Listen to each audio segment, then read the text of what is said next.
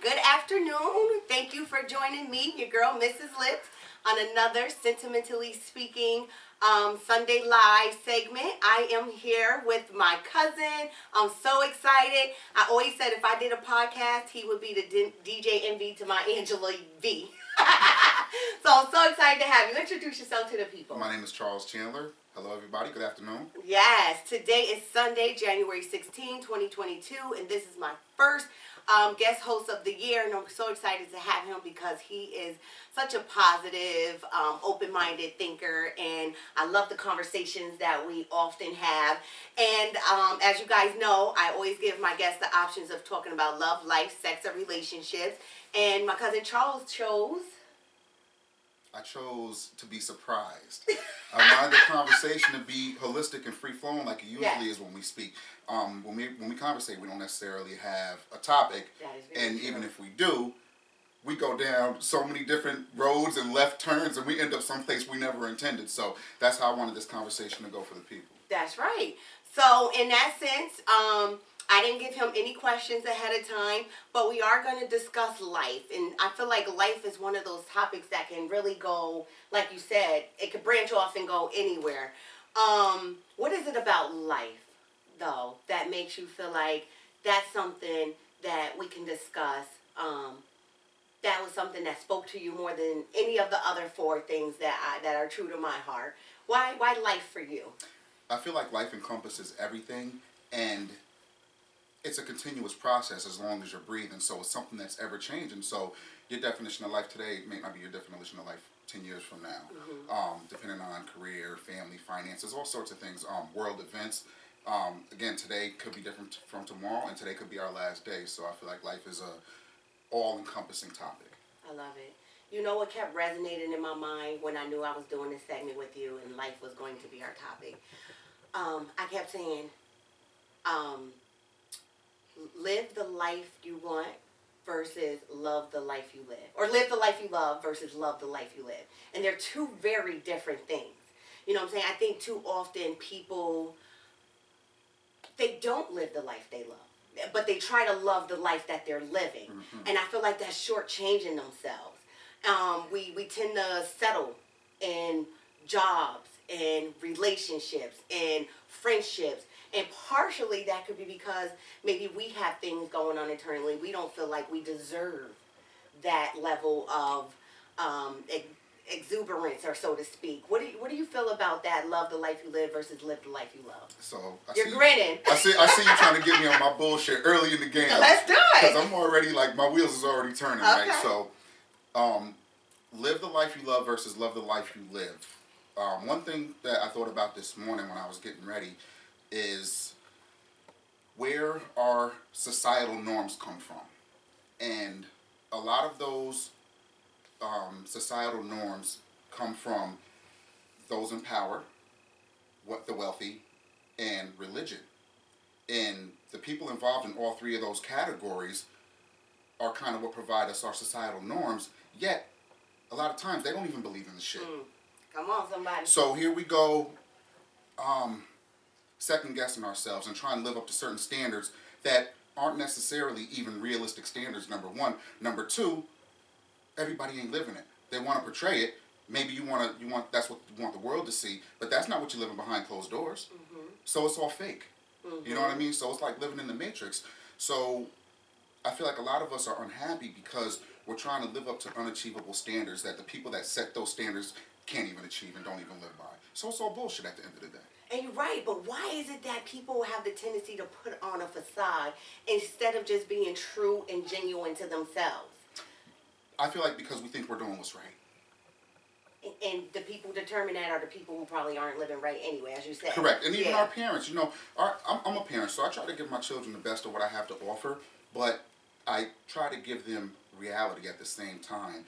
And I'll apologize to my children if I make a mistake, and I don't think a lot of adults will do that, especially the ones that I've been around. They won't necessarily own up to their own mistakes and apologize if they make a mistake or they're wrong, or they find out they were wrong after the fact. So it's almost like we're set up right from the beginning. I hate to pick on religion, but I grew up in the church, and I have self-esteem issues and I also suffer from depression, and I think a lot of it comes from me being such a good student and such a good follower. So I grew up in the church. I was baptized and all that good stuff. And again, a lot of that stuff isn't real. You know what I mean? It's fake. And as a mature adult now at 41, what I've learned from the Bible and what I've learned from religion is basically that I'm a piece of shit unless I can live up to certain things. And anything that happens good in my life is God, and anything that happens bad in my life is me fucking up. Not even the devil. Not even the devil. Nope. Okay. Because we got free will and short free. You know what I mean? All that stuff. Yeah. So it's like that. That it's been so ingrained in me throughout my life that it's hard for me to let go. Even though now I realize that it's not real.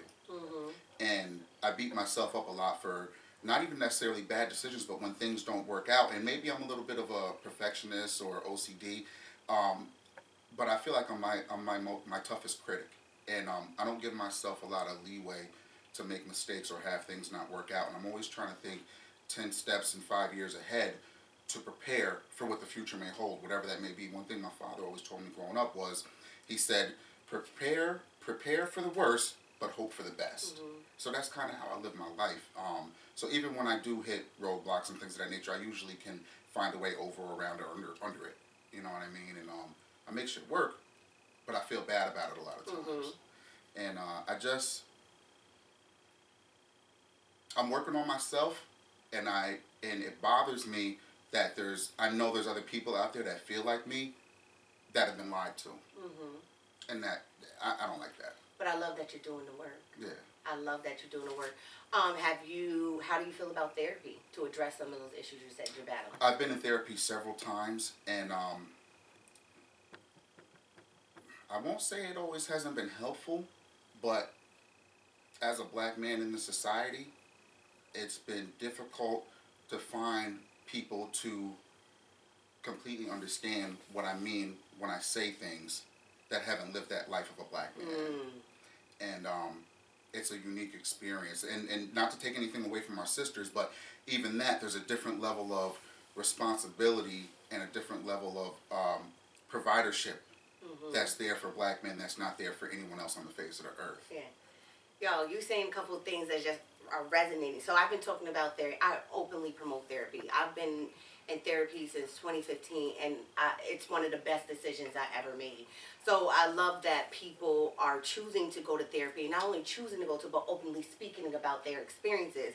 And I think almost like anything in this world, it's so whitewashed that we don't often see ourselves reflected in the individuals that we encounter, the teachers, the bankers, the lawyers, the therapists. I think there definitely needs to be more of us helping us do the healing, because there's a level of relation that you will get from a therapist that reflects who we are and what we look like and our experiences that somebody who is of a different culture or race may not.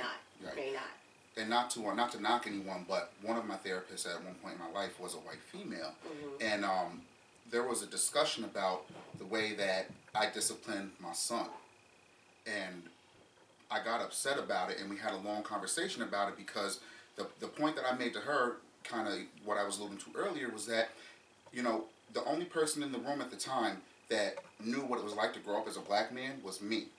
So for a white woman to tell me what it's like to be a black man and how I should and shouldn't treat my son, it's like null and void.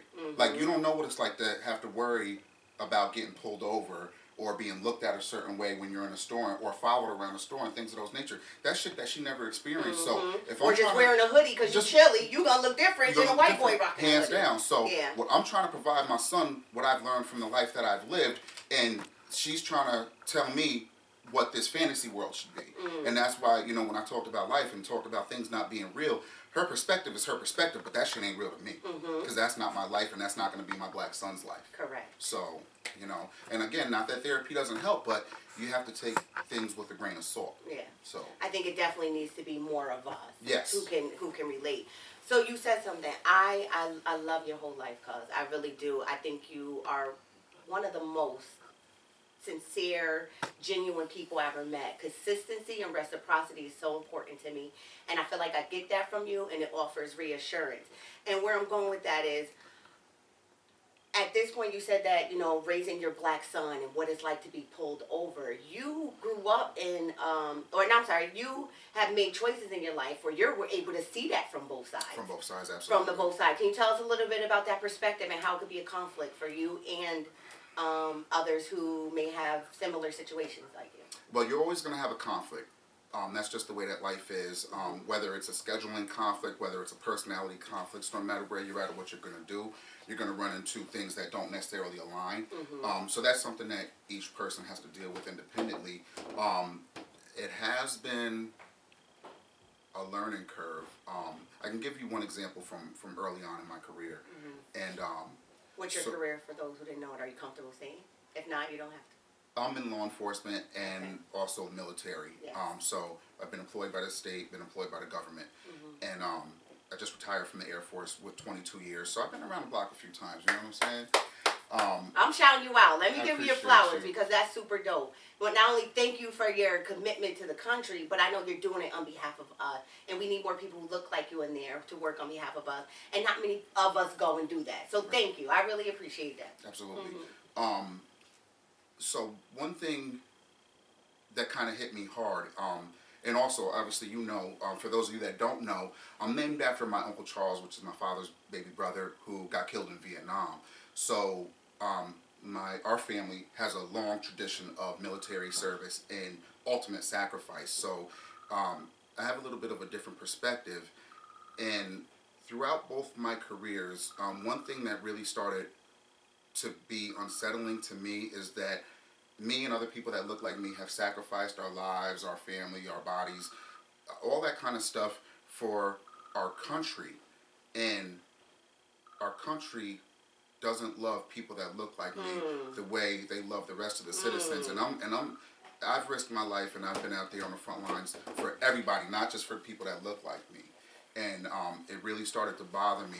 My brother served 17 years in the military. And, he's struggling with some things now.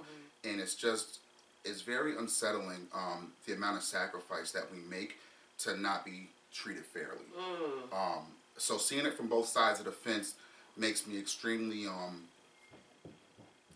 empathetic, and there's two sides to every coin.